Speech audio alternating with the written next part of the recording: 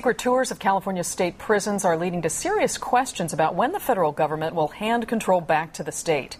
ABC 7 News Capitol correspondent Annette Miranda has the story from Sacramento.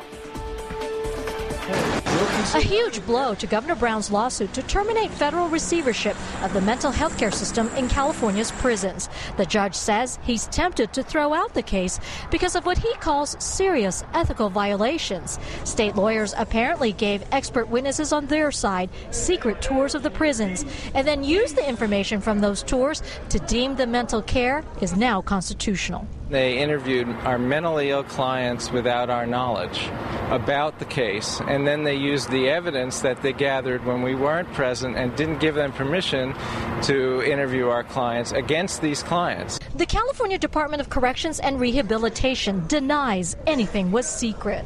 We did leave people know that these tours were occurring. There was no intention to hide anything. And in fact, when you go into a prison, there are no secrets in jail. If the case proceeds, a lot is riding. California has been mired in a long legal battle over the quality of the mental health care of prison inmates, which their lawyers and previous rulings say doesn't meet constitutional standards. A court had to appoint a federal receiver to improve the care. After $1 billion spent in new facilities and increased salaries to hire qualified doctors and social workers to treat more than 32,000 mentally ill inmates, the state says enough and wants control of the prisons back.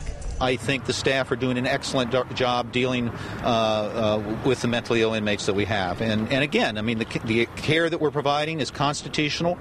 Showing pictures of cages and questionable conditions, inmate attorneys say no way, that federal control must continue, especially since the suicide rate is still not acceptable. It's simply not time to end this litigation. This administration has not proven that they are responsible or capable of operating these prisons. The judge is expected to rule within the next couple of weeks. Governor Brown needs to win the mental health care lawsuit because that'll help him in another case where he wants to end a court order to reduce the prison population. At the federal courthouse in Sacramento, Annette Miranda, ABC 7 News.